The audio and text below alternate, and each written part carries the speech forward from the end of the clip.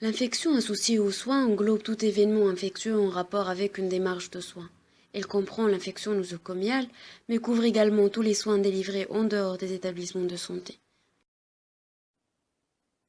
Il existe 5 types d'hygiène des mains. La friction simple des mains, la friction chirurgicale des mains, le lavage simple des mains, le lavage hygiénique des mains et le lavage chirurgical des mains.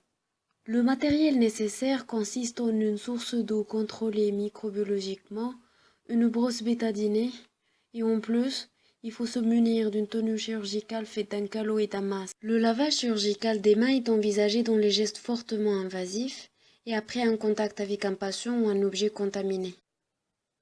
On va commencer par mouiller les mains et les avant-bras. Après, on va savonner les mains et les poignets pendant 1 minute chaque côté, puis on va brosser les ongles 1 minute chaque côté.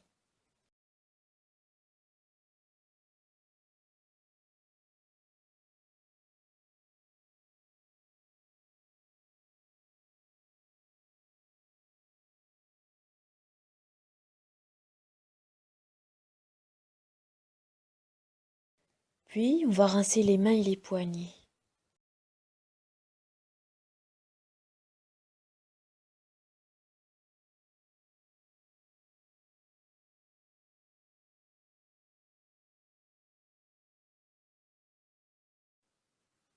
Après, on va ressavonner les mains et les avant-bras pendant 1 minute, puis on va rincer le tout. À la fin du lavage, il faut garder les avant-bras en position verticale afin d'éviter la souillure des mains. Pendant le lavage hygiénique des mains, on va tout d'abord mouiller les mains, les savonner pendant 30 à 60 secondes, les rincer, puis les sécher.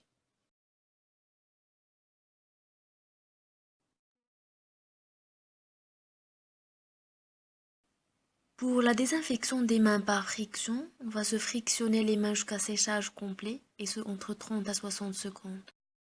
Pour la désinfection chirurgicale par friction, on procède tout d'abord au lavage simple, puis on applique le désinfectant aux mains et aux avant-bras. Après, on procède à 2 frictions, la première concernant les mains, la deuxième les mains et les avant-bras.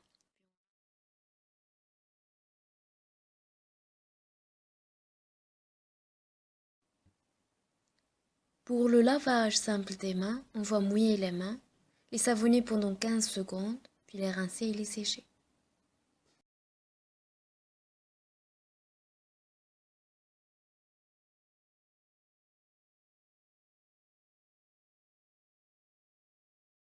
Le port d'une tenue chirurgicale se fait après le port d'un calot et d'un masque.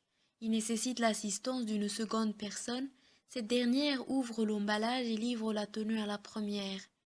Une fois les mains glissées à l'intérieur des manches, la seconde personne va sécuriser la tenue, tout en ne touchant que la face interne et le ruban prévu à cet effet.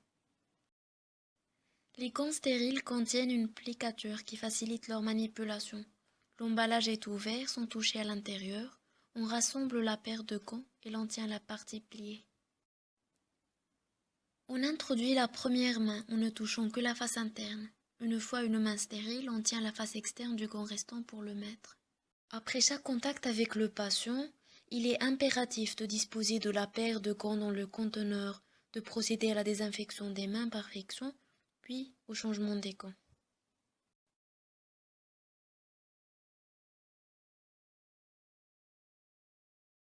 Le patient est admis dans une chambre individuelle contrôlable et le personnel est avisé. L'accès à la chambre se fait en tenue chirurgicale, faite d'une casaque, d'un masque, d'un calot et de gants, et on se débarrasse du matériel souillé directement dans des conteneurs. La friction des mains est nécessaire à la fin de chaque geste. La rédaction des détails relevant des soins administrés aux patients facilite la traçabilité des infections les compliquant et ainsi la diminution de leur incidence.